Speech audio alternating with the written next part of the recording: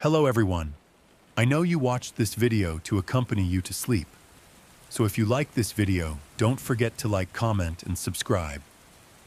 Also, don't forget to tell me where you are from and what time you watched this video. Let's jump straight into the story. Story 1. She thought she was hitchhiking to a friend's party.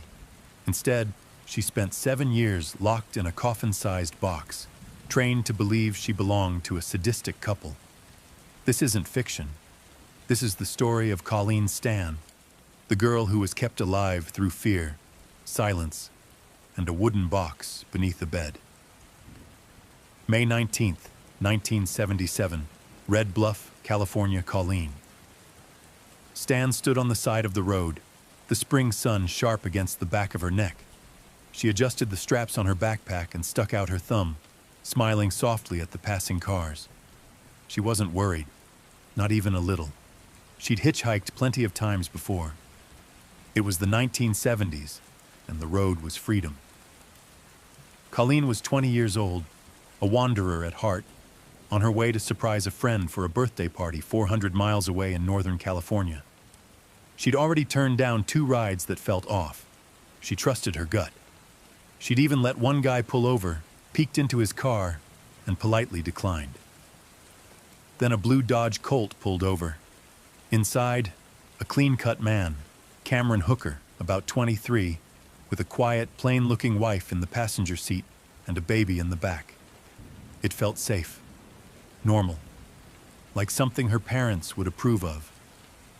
She got in, and her life began to disappear. The first silence, the car ride started pleasantly. Cameron said very little. Janice, his wife, offered Colleen water and asked about her destination. The baby cried softly. Colleen smiled and offered to sing to her. They laughed, talked about the road. Then Cameron took an exit that didn't make sense. He claimed it was a shortcut. Colleen looked back at the child, asleep again in the rear seat, then back at Janice, who avoided her eyes. A pit opened in her stomach. But before she could speak, Cameron pulled over on a dirt road, turned off the ignition, and reached under the seat. The headbox. He moved fast. Out from under the seat, he pulled a strange, square wooden contraption with padding on the inside. Before Colleen could scream, Cameron placed it over her head, slamming it shut. The inside muffled all sound. She was thrown into instant darkness, with only the sound of her own breathing. She screamed. No one heard. Janice sat quietly in the front seat, not moving, not interfering. Colleen had no way of knowing that she'd just been captured by a man who had fantasized about this moment for years, and that Janice had agreed to help him. To the Hooker home for the next 3 hours, Colleen was bound, blindfolded, and driven to a beige house on Oak Street in Red Bluff. A normal house. Suburban. A place that could have belonged to anyone. Cameron carried her inside through the back entrance. He led her down a hall, through a door, into the basement. The air smelled like damp wood and sweat. Then he removed the headbox, and Colleen saw her new prison. The basement, there were no windows. Just tools, clamps, wires. In the corner, a strange wooden box, shaped like a coffin, lined with carpet. It was exactly 6 feet long. Cameron smiled, the first real expression she'd seen on his face, and said, "This is where you live now." Colleen screamed. She begged. He just stared. She had no way of knowing he'd already built this box years ago, before ever meeting her. He'd tested it on Janice, who had once been a victim herself, until she became something else. The first night. He stripped her naked, chained her arms above her head, left her like that for 18 straight hours. He came back with food, fed her from a spoon, didn't speak. Then he put her in the box, bolted it shut, and left. The silence was complete. She could barely breathe. Her knees bent just enough to keep circulation. The walls pressed in around her. Her entire world had become 6 feet of darkness. And the worst part? She didn't know if he was coming back. The transformation days passed. Colleen was kept in the box for 23 hours a day. 1 hour to stretch, eat, relieve herself, and be tortured. Emotionally, sexually, physically. Cameron gave her a new name. K. Just K. He never referred to her as a person again. He told her she was owned by an organization called The Company, a powerful group that monitored slaves, punished escape, and could harm her family if she resisted. It was a lie. But Cameron was good at lies, and Colleen, terrified, isolated, and brainwashed, began to believe them. The letter home months later, Colleen was allowed to write a letter to her parents. He dictated what she should say, that she was traveling with friends, living in a commune, and that she'd call soon. Her parents were stunned, but not suspicious. Not yet. The 1970s were filled with stories of kids disappearing into communes, counterculture, and off-the-grid experiments. But nothing about Colleen's life now was spiritual. It was enslavement. She had been stolen, and everyone thought she was free by choice. The world keeps turning outside. Life went on. Gas prices rose. Disco died. Reagan took office. Inside the Hooker home, Colleen remained in her box. Cameron built a stretching rack for her. He tested devices, clamps, machines. He showed Janice what he did. Sometimes he made her watch. Other times, Janice held the camera. She never helped Colleen, but she'd eventually become the key to setting her free. 1 year later, Colleen was allowed to stand, supervised. Cameron gave her a slave contract, binding her to a lifetime of obedience. He made her sign it. He said the company now recognized her as an official slave. Colleen wept, not because it was true, but because she believed it was. The long game. This would continue for 7 years. 7 years of control, conditioning, and unimaginable psychological abuse. 7 years in a world where obedience became safety, where resistance could mean death, not for her, but for her family. And so she complied. Until one day, the same woman who helped capture her, Janice, would turn against her husband and bring the nightmare crashing down. Red Bluff, California, 1977. From the outside, the Hooker residence looked like any modest family home. A low roof, dull beige siding, a rusting basketball hoop over the garage. Neighbors waved, kids rode bikes past the sidewalk. It was the last place anyone would suspect a 20-year-old woman was being held in a coffin-sized box beneath a waterbed. But inside that house, Cameron Hooker was crafting a life of domination and delusion, while his wife Janice hovered in the blurred lines between victim, accomplice, and believer. Colleen's prison wasn't just physical, it was psychological, and it had only just begun. The cell beneath the bed. The box was precise, 6 feet long, 2 feet wide, padded inside with cheap insulation foam. Air holes were drilled into the sides. Carpet lined the interior, not for comfort, but to muffle sound. Cameron slid it beneath his and Janice's California King waterbed, the centerpiece of their bedroom. From above, the mattress sagged slightly, but no one noticed. He told Janice, "If she makes noise, ignore it. If you hear her crying, that's just part of the process." Colleen lay in silence for up to 23 hours per day, with just enough space to wiggle her feet and shift her hips. There was no light, no time, no hope. The wife's role. Janice Hooker was 24 years old when Colleen was taken. She had been raised in a strict religious household and met Cameron in her teens. He was controlling from the start, drawing her into a world of sadomasochistic sexual rituals and obedience games. Before Colleen, Janice had been his practice subject, his training dummy. She endured beatings, whippings, isolation, all under the illusion that it was for love. Cameron promised her, "If you let me get a slave, I'll stop hurting you. So she agreed. She even helped lure Colleen in. Now she watched as the torture passed to another woman and convinced herself it was better this way. The company.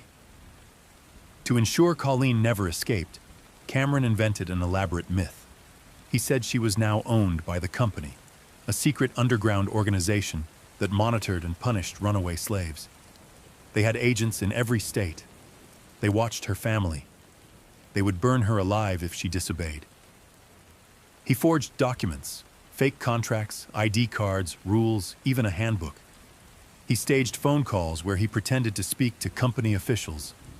Colleen believed him, completely. Years later, she'd say, "He didn't just imprison my body, he took my mind. And once he had that, he didn't need chains." Rules of obedience. Cameron laid out strict daily rules. Silence during confinement, permission required for speech. No eye contact unless granted, punishment for disobedience. Sometimes hours in stress positions or no food for days. He rewarded good behavior by letting her out to eat at the table, like a pet. Once he took her into the living room and let her watch television. She cried, not because of what she saw, but because he was kind that day. That was how broken she'd become. Visits from family. In 1978, just 1 year after her abduction, Cameron allowed Colleen to visit her family. She was clean, quiet, and trained. He coached her. Say you're in love. Say you're traveling. Smile. Stay in character. And she did. She hugged her mother, told her she was fine, laughed at the dinner table. Her family noticed something was off. She was thin, nervous, overly obedient. But Colleen reassured them, said she was happy, said she had a boyfriend who was spiritual. They believed her, because no one wants to imagine their daughter is being kept in a box. A wedding invitation. In 1980, Colleen was still imprisoned. By then, 3 years in. Cameron had become more comfortable. He took her to public places, let her sit in the back seat, head down. He even considered marrying her under false papers, presenting her as his second wife in a religious ceremony. Janice agreed, but Colleen still wore a collar, still had to ask permission to go to the bathroom, still spent most days in the box, listening to footsteps above. She was so conditioned that she stopped trying to escape, even when doors were unlocked. Breaking points. Occasionally, cracks showed in Cameron's control. Colleen would ask questions, push boundaries, cry when he wasn't around. Once, when Cameron was away for work, Janice brought her soup and said, "He used to do this to me too. It's better when you just follow the rules." Colleen stared at her. The woman who had helped kidnap her was also a prisoner. And in that moment, she saw something terrifying. Two people can be victims and monsters at the same time. Seeds of doubt. By 1982, Cameron was escalating again, building more devices, fantasizing about acquiring more women. Colleen had become part of the furniture, predictable, controlled. But Janice began to resent it. She had kept her promise. Cameron had stopped hurting her, but now he had something better. Obedience without emotion. Janice wasn't Cameron's lover anymore. She was just another shadow in his delusion. She began reading the Bible again, and one night, quietly, she went down to Colleen's box and whispered, "Do you still believe in God?" Colleen didn't answer, but her eyes were wet. The tension builds. That year, Cameron told Janice he wanted a second slave. He said he was going to build a larger box, take another girl, and train Colleen to help break her in. Janice said nothing, but something inside her snapped. She realized, if she didn't stop him now, it would never stop. She would be buried with his secrets. She began keeping notes, and finally, in August 1984, after 7 years of silence, she took Colleen aside and whispered, You're not owned. There is no company. You can leave. Right now. August 1984, Red Bluff, California, the day Janice whispered the truth. That there was no company. No agents watching.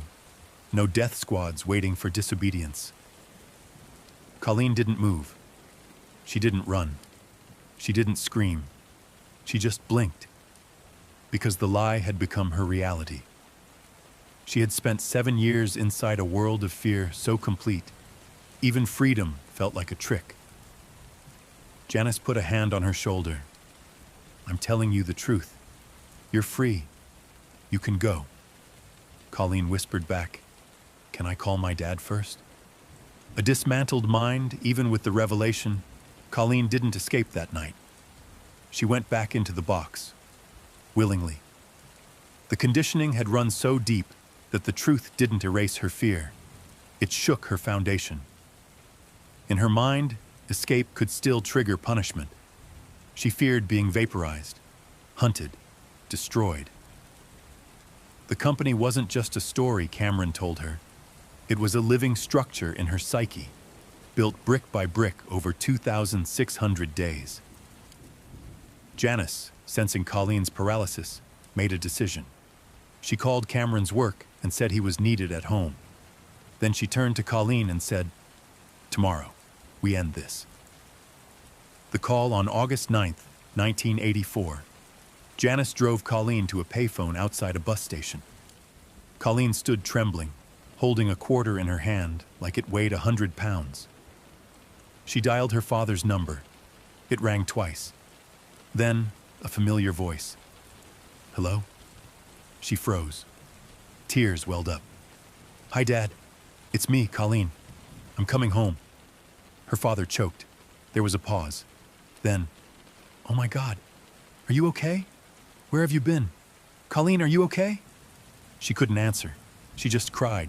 The train ride Janice paid for the ticket, gave her a sweater. And for the first time in 7 years, Colleen boarded a train. Alone. She sat by the window, watching trees rush by like a dream.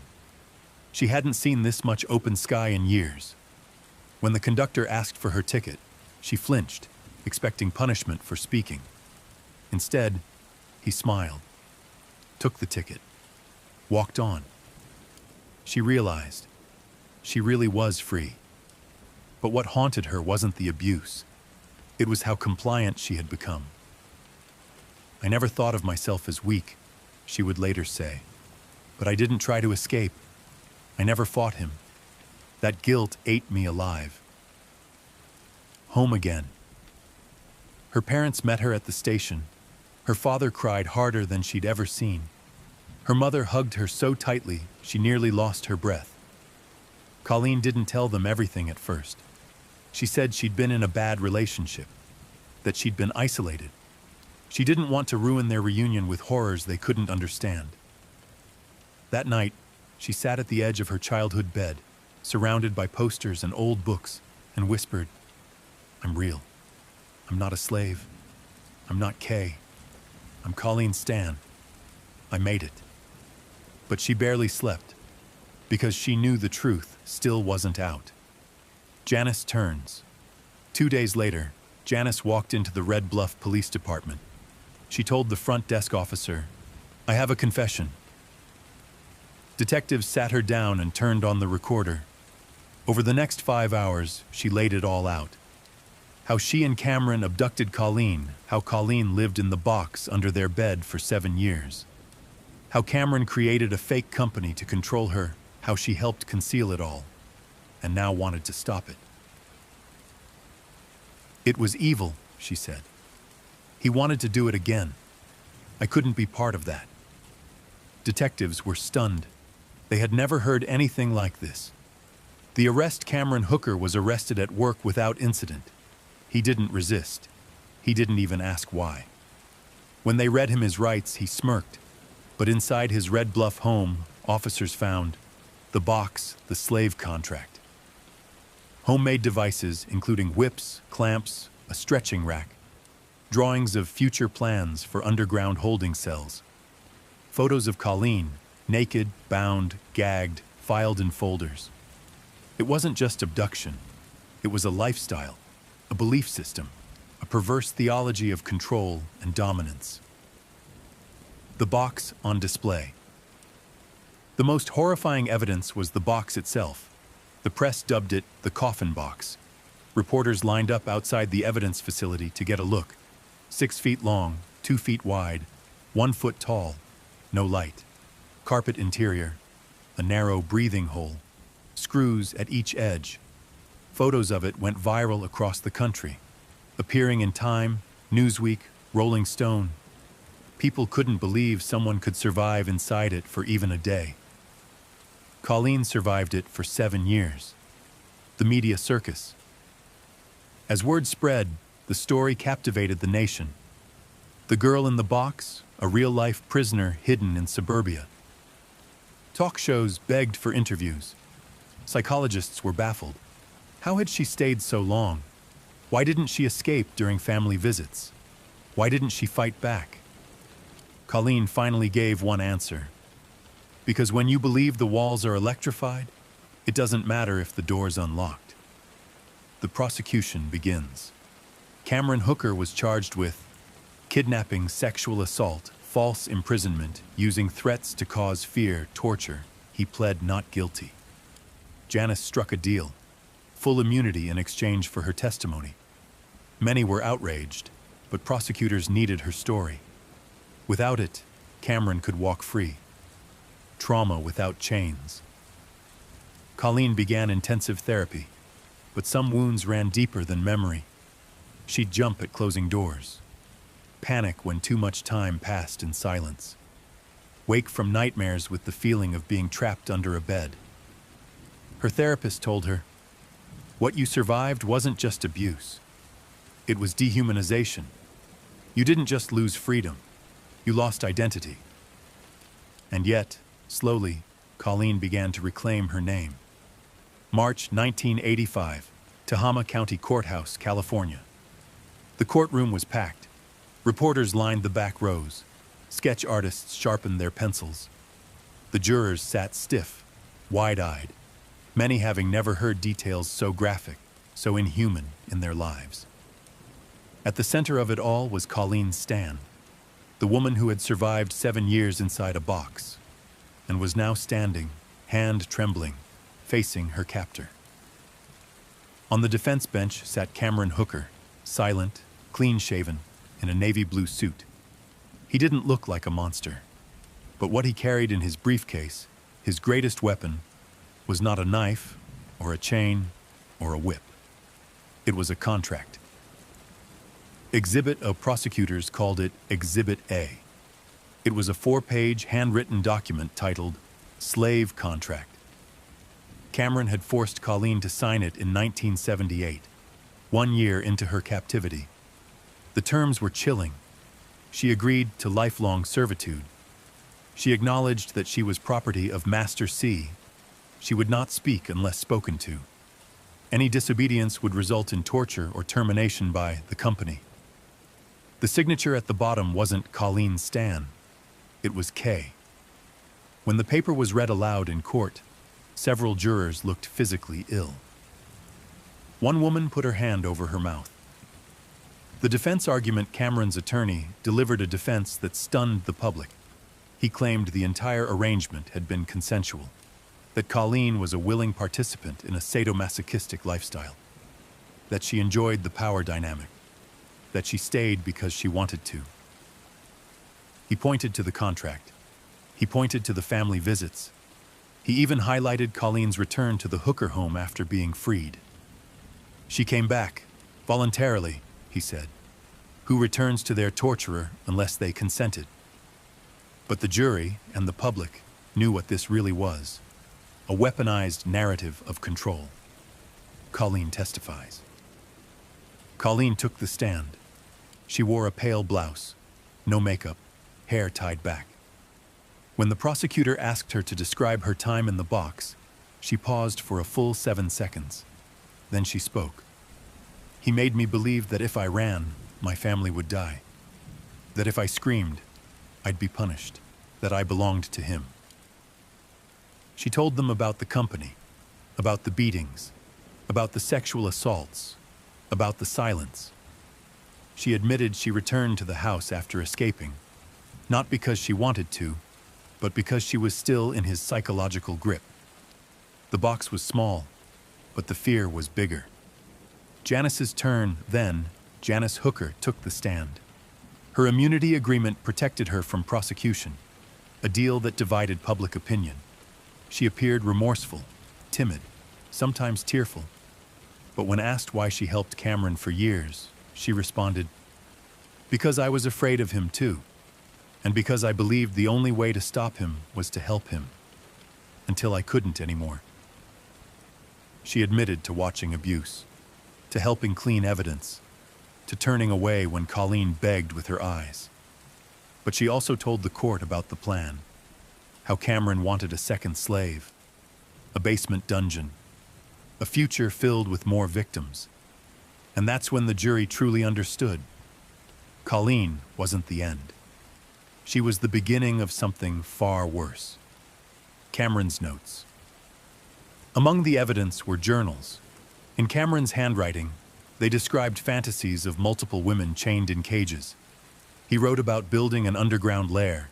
He described punishment routines, testing devices on mannequins, and conditioning protocols. He referred to Colleen only as Kay. In one passage, he wrote, "Kay is adapting well. Breaking her will is like carving wet clay. The company fiction works, must explore more elaborate deception methods." The jury looked horrified. Even his fantasies were logistical. The psychologists. 2 expert witnesses were brought in. One explained coercive control, how captors can create dependency through isolation, fear, and manipulation. The other described Stockholm Syndrome, and how victims often develop loyalty to abusers as a survival mechanism. They both agreed. Colleen's behavior wasn't consent. It was survival. She hadn't fallen under his spell. She'd been trapped in a reality he created. The jury decides, after a month-long trial, the jury took just 1 day to deliberate. They returned with the verdict. Guilty of kidnapping, guilty of sexual assault, guilty of torture, guilty of false imprisonment, guilty on all counts. Cameron Hooker was sentenced to 104 years in prison. He showed no emotion. Colleen sat in the gallery, hands clenched, tears silently falling. The box was gone. But the shadows would take longer to fade. The aftermath, Cameron was sent to Folsom State Prison. Janice changed her name and vanished into civilian life. Colleen? She started over. She took therapy, spoke at women's shelters, even studied accounting. She got a job, found her smile again, wrote her story. And each year, on August 9th, she lights a candle. For the first day, she remembered who she was. They tried to bury me, but they didn't know I was a seed. Late 1985, Chico, California Colleen Stan, walked through the automatic doors of a grocery store and froze. Just inside the entrance, a toddler threw a tantrum. He screamed, high-pitched, panicked. For a split second, she wasn't in a store. She was back in the basement, trapped beneath the waterbed, hearing Cameron's boots on the floor above, hearing herself scream. Colleen dropped her basket and ran, because even though the chains were gone, the cage was still inside her. Freedom's strain. Everyone thought the trial had ended the nightmare, but for Colleen, the hardest part came afterward. The world had moved on. There were no more front-page headlines, no reporters at her door, no therapy paid for by the state. She was left to rebuild a life she hadn't lived for 7 years. She'd missed her 21st birthday, the end of disco, her sister's wedding, the death of her grandfather, half of her own adulthood, and now, with no degree, no job history, and no roadmap, she had to start over. It was like waking up from a coma, she later said. Except the coma was made of fear, and I remembered every second. Trigger's freedom didn't erase the damage. It magnified it. Colleen developed intense post-traumatic stress disorder. She couldn't sleep in a dark room. Closed spaces made her hyperventilate. She flinched when men walked too close, avoided basements, hated anything with straps or locks. But the worst triggers weren't violent. They were quiet. The ticking of a wall clock, a drawer being closed too softly, the creak of wood at night. These weren't just sounds. They were memories. The box revisited.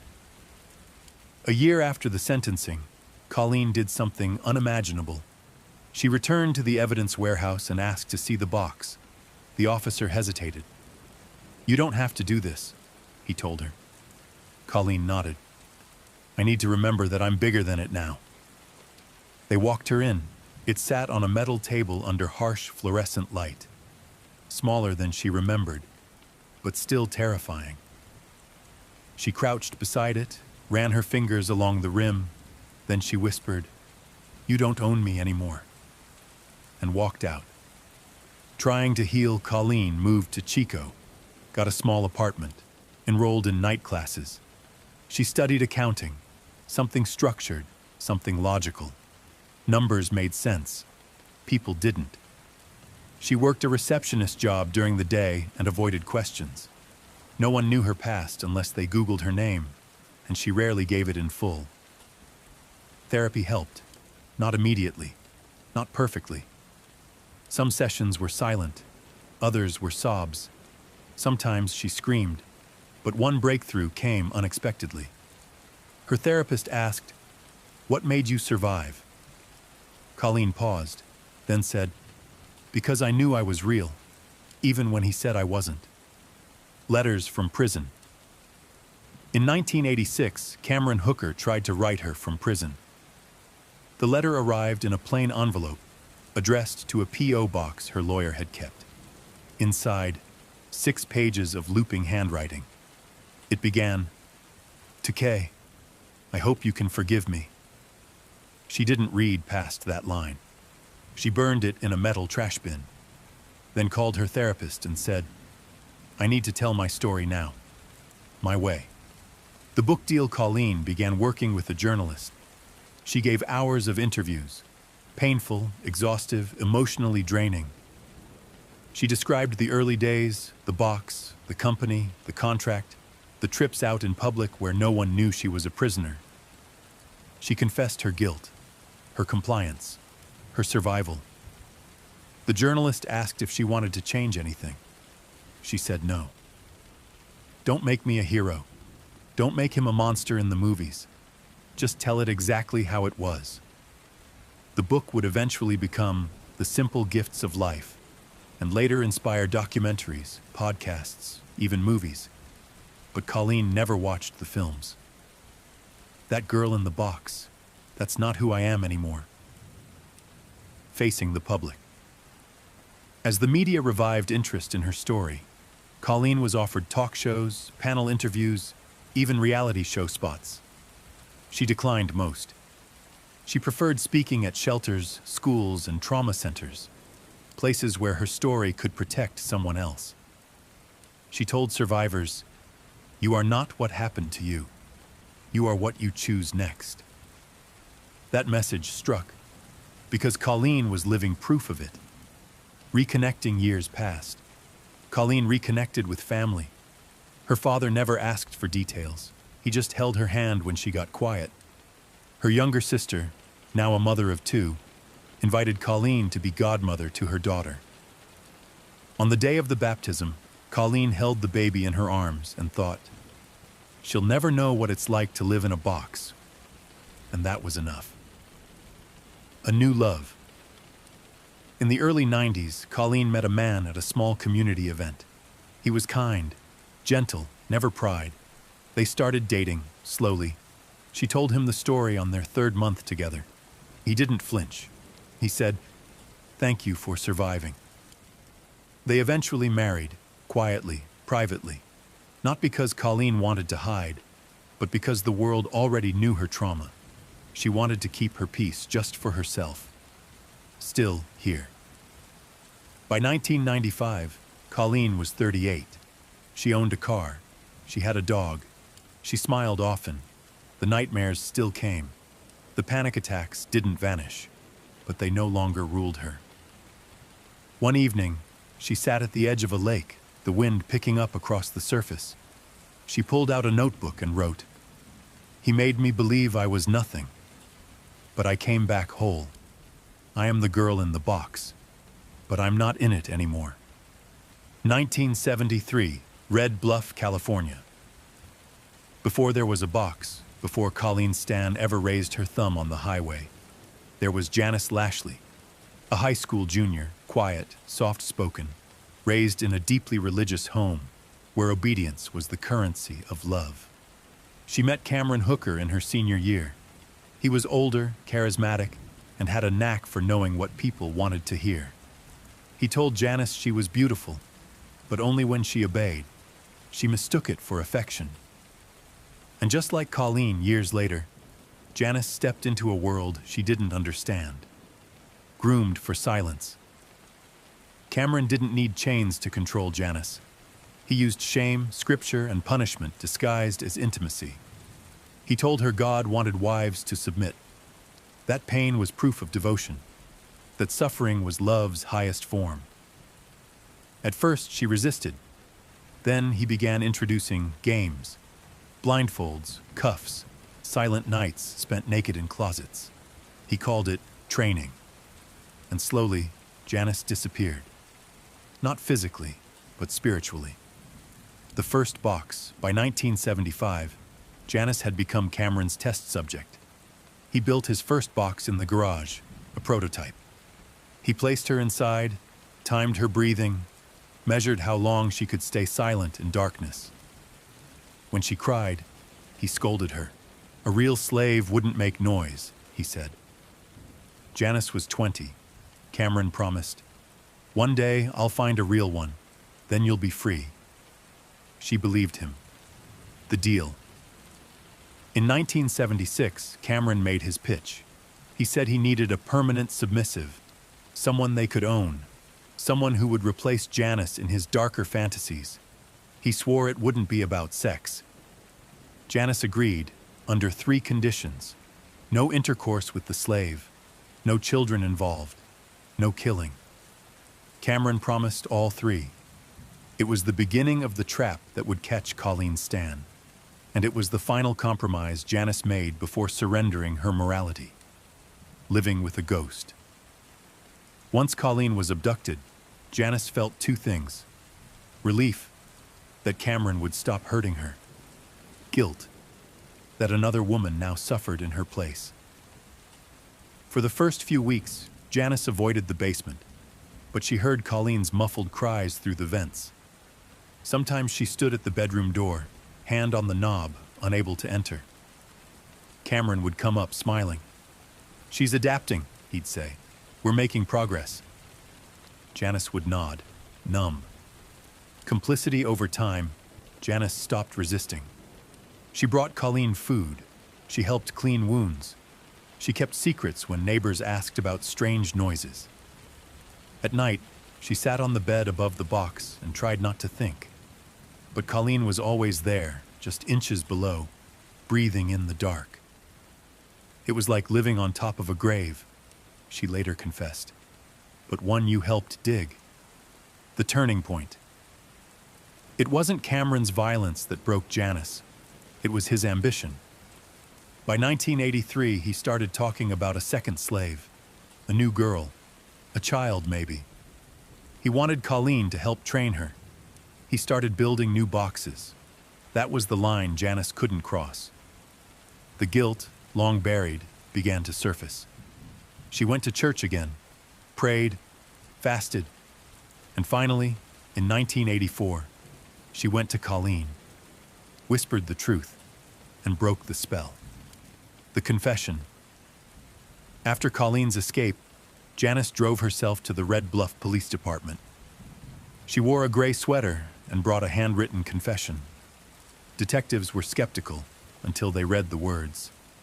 Her name is Colleen Stan. She was held under our bed for 7 years. My husband made her believe she was owned by a secret company. I helped him. I'm ready to tell you everything." The tape rolled for hours. She detailed the abduction, the conditioning, the sex acts, the contract, the fabricated company. She cried, apologized, asked for forgiveness. The immunity deal. The prosecution faced a moral dilemma. They needed Janice's testimony to convict Cameron, but that meant giving her immunity. Public outrage was immediate. She was part of it. She's just as guilty. But legally, the DA had no choice. Without Janice, it would be Colleen's word against Cameron's, and the jury might believe the defense's consensual narrative. So Janice walked free. A woman who'd helped imprison another for 7 years became the key to setting her free. Disappearance. After the trial, Janice vanished. She changed her name, left Red Bluff. No interviews, no book deal, no memoir. Some say she moved to Oregon. Others say she remarried. Colleen never saw her again, and never wanted to. "She may have saved me," Colleen once said, "but she also let it happen. That's something I can't forget." A legacy of Gray Janice Hooker remains one of the most controversial figures in true crime history. Was she a victim? An accomplice? Both? The answer isn't clean. Because real evil often wears plain clothes, and sometimes monsters share a bed with people who choose not to see them. 1981, Red Bluff, California Colleen stood at a payphone outside a gas station, coins in hand, a scrap of paper with her parents' number trembling between her fingers. It had been 4 years since she'd last heard their voices. Behind her, Cameron waited in the car. He had allowed this, a favor, a reward. 5 minutes, he said, and only the script. Colleen nodded. She was conditioned now, trained. The punishment for improvisation had been made clear. She dialed. Her mother answered. "Colleen? Oh my God, is that really you?" Colleen smiled into the receiver. "Hi, Mom. I'm okay, just traveling." Every word was monitored, not by a wire, but by something more insidious. Fear. The illusion of freedom. By 1981, Colleen had been a captive for 4 years. Cameron had loosened the leash. He let her go on errands, made her garden, even allowed her to visit her family, under strict instruction. She was no longer kept in the box daily, just most nights. To the outside world, she was a quiet girlfriend, a house guest, a traveler. To her family, she seemed odd, thinner, nervous, but not enslaved. She never told them, not one word. Because the company was always watching, she would later explain. No, even the sky had eyes. The visit. Her family was elated. She stayed for a full 24 hours, ate home-cooked food, slept in her old bed. But she also refused to answer direct questions about her boyfriend, became visibly anxious around phones, looked to the window every 5 minutes, flinched when a neighbor's dog barked. Her parents sensed something was off, but chalked it up to California life, or maybe some kind of cult. They didn't push. They didn't know they had 48 hours with their daughter before she chose to return to captivity. The returned Colleen went back, voluntarily, got into Cameron's car, sat quietly. He praised her obedience, gave her a new set of rules, let her out of the box for a full week. To him, she was the perfect slave now, docile, broken, loyal. To her, she was protecting her family from company retaliation. The truth was, she'd never really been free. The mind's cage experts later called it coercive persuasion. Others called it invisible prison syndrome. Colleen had been isolated, starved of information, and subjected to threats so elaborate and constant that her ability to think freely had been disabled. This wasn't weakness. This was systematic psychological dismantling. She couldn't tell right from wrong, couldn't trust her instincts. Even when not chained, she behaved like she was. "The cage isn't made of metal," she said. "It's made of fear. The church phase. In 1982, Cameron had another idea. He wanted to convert Colleen. He began taking her to church with him and Janice. To the congregation, she was shy, polite. To Cameron, it was a test. Could he control her in public? The answer was yes. She followed every instruction, spoke only when spoken to, sat when told, even smiled. The congregation had no idea she went home each night and slept in a box under their marital bed. The second slave. But control wasn't enough for Cameron. He wanted more. He began crafting a second, larger box in the garage. He made diagrams, wrote plans. He fantasized about abducting a second girl, perhaps younger, maybe two at once. He even considered training Colleen to help break them in. That's when Janice finally began to unravel. Not from guilt, but from the realization he would never stop. A fragile rebellion. Janice confronted Cameron. "You said just one. You said Colleen would be enough." Cameron shrugged. "She's trained now. It's time for the next." Janice snapped. She stopped helping, stopped feeding Colleen, refused to assist with new builds, began secretly journaling. Her silence was breaking. The last lock, one night in late 1983, Colleen sat across from Cameron at the dinner table. He asked her, "Do you love your master?" Colleen nodded. "Yes." "Do you want to stay?" Another nod. But inside, her belief was crumbling. Doubt had started to seep in. Whispers of rebellion, visions of what life used to be. When Janice found her crying later that night, she didn't ignore it. She knelt beside her and whispered, "What if I told you the company isn't real?" Colleen shook her head. "They'll hurt my family." Janice's voice was steady. "Number they won't, because they don't exist." That was the first time Colleen didn't believe Cameron. The real world, again. In early 1984, Cameron left town for a weekend job. Janice gave Colleen a small allowance, told her, "Go, take a walk, breathe." Colleen walked downtown. No chains, no headbox, just the wind in her hair. She stopped at a bakery, bought herself a roll, sat alone and ate it. It was the first thing she had ever purchased for herself in 7 years, and for the first time she thought, "I could leave." The exit plan Janice began planning. Not an escape, a reveal.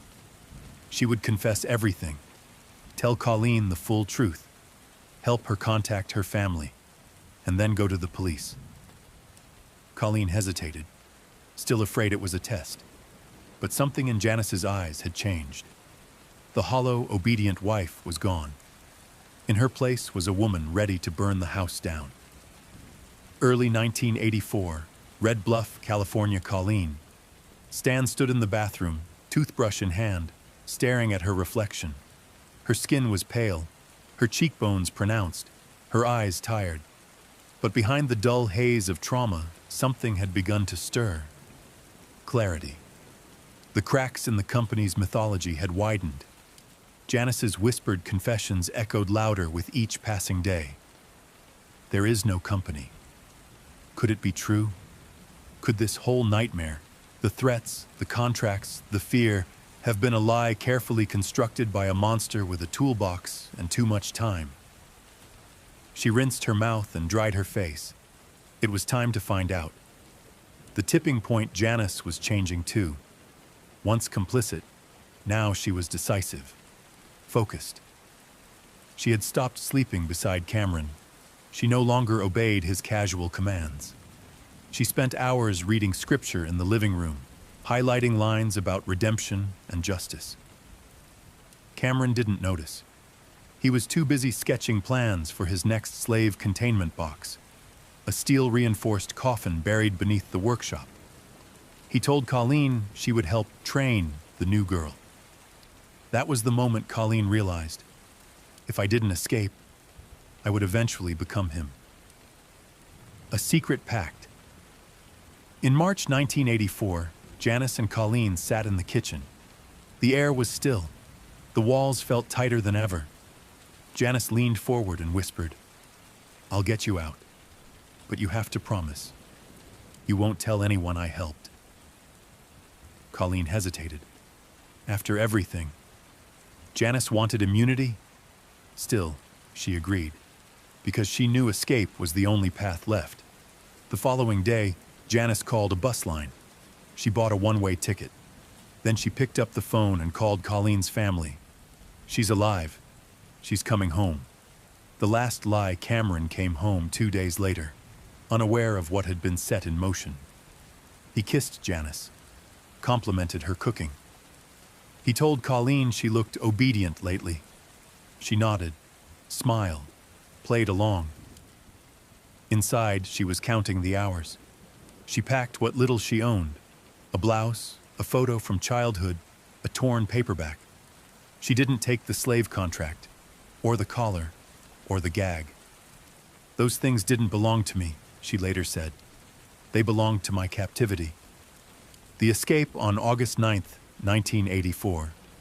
Janice drove Colleen to a Greyhound station. They said nothing on the ride. The sun was setting, orange streaks cutting through the windshield. When they arrived, Janice handed her a small envelope with $20 inside. "This is all I have. I hope it's enough." Colleen hugged her. It wasn't forgiveness, but it was something close to closure. She boarded the bus and didn't look back.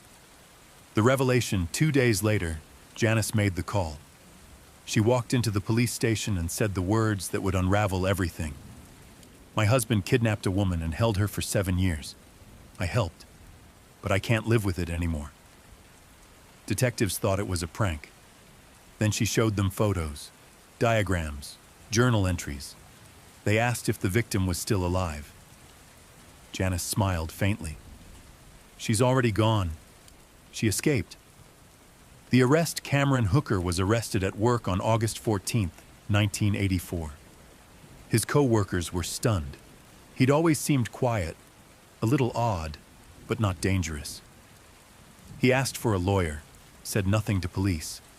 But in the evidence locker, detectives found the box, the slave contract, dozens of Polaroids, homemade bondage gear, and most chilling, plans for a second victim. Cameron wasn't just a sadist. He was an architect of horror, Janice's bargain. Janice agreed to testify in full in exchange for complete immunity. The DA had no choice. Without her, the case rested on one woman's word against her captors. With her, they had the entire blueprint. The deal was struck. The public was furious. She helped him for years, and now she walks free. But in the end, Janice would be the match that burned Cameron's house of lies to the ground. Colleen returns. When Colleen reunited with her family, it wasn't a celebration. It was a quiet, emotional reckoning. Her father wept when he saw her. Her mother held her for nearly 5 minutes straight. Colleen didn't explain everything. Not yet. She needed time to feel human again. But she whispered one thing that night as she stood in her childhood bedroom. "I'm home. I'm not Kay. I'm Colleen." And for the first time in years, she slept without fear. The price of survival. The days after the escape were not easy. Colleen battled nightmares, panic attacks, sudden waves of guilt. Sometimes she'd wake up and instinctively ask for permission to use the bathroom. Other times she'd flinch when someone said her name too harshly. "People think escaping is the end," she said. "But really, it's just the start." Therapists told her she'd been brainwashed, but that word never sat right. She preferred a different one: undone. A new beginning. By the time the trial was announced, Colleen had agreed to testify. She knew she'd face Cameron again. She knew the public would dissect her every decision, but she also knew one thing: if I didn't speak, he'd do it again. And the next girl might not survive. The girl who once lived in a box was now preparing to stand in front of a courtroom and tell the world exactly what happened inside it. September 1985, Tehama County Superior Court, California. The courthouse buzzed like a hornet's nest. Local reporters jockeyed for seats. National outlets flew in crews. Everyone wanted a glimpse of the woman who had lived in a box and the man who put her there. The defendant, Cameron Hooker, 31, looking eerily normal in a blue blazer, clean-cut, emotionless. The victim, Colleen Stan, 28, visibly aged by trauma but unbroken. The charge sheet was long and horrifying. Kidnapping, sexual assault, false imprisonment, use of a deadly weapon during the commission of a felony, and more. The prosecution called it one of the most shocking cases of prolonged captivity in modern American history. The defense called it consensual. The opening salvo. The prosecutor, Stephen Carlton, opened with a brutal statement. For 7 years, Colleen Stan was not a girlfriend. She was not a tenant. She was a slave. And the man who made her that way is sitting right there. He held up a photograph.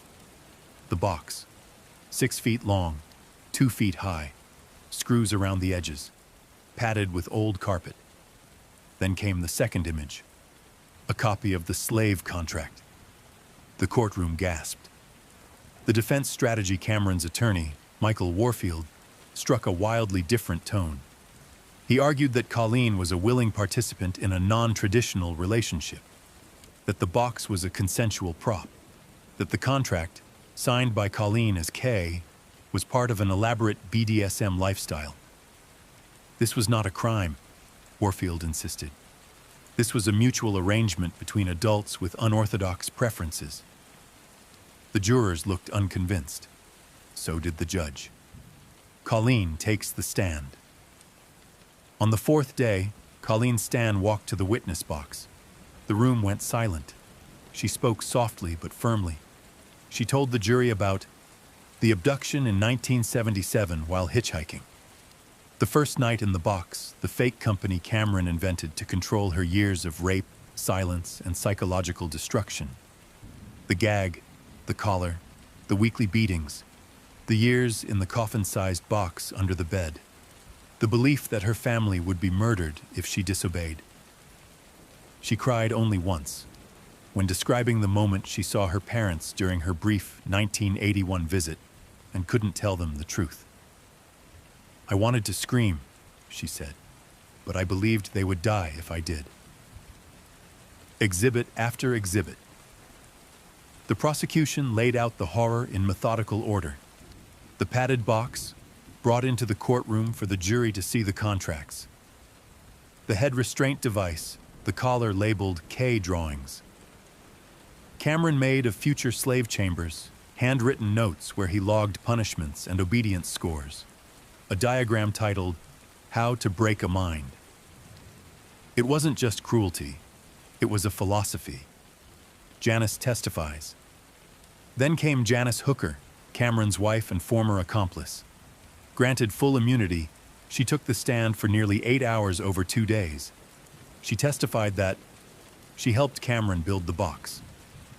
She agreed to him having a slave so he would stop abusing her. She believed it would be non-sexual, but was soon proven wrong. She watched Cameron torture Colleen and did nothing. She helped feed, dress, and conceal Colleen. Cameron planned to kidnap more women. And finally, she found God and realized what they'd done was evil. The courtroom was stunned. Janice's voice cracked only once, when she said, I let it happen. Every day. And I told myself that not being the one doing it made me innocent. I was wrong. The defense pushes back. Warfield cross-examined Colleen aggressively. He pointed to her 1981 visit to her family. Why didn't she run then? Her return to the Hookers afterward. Wasn't that consent? The fact that she called Cameron sir and obeyed him in public. But Colleen stood firm.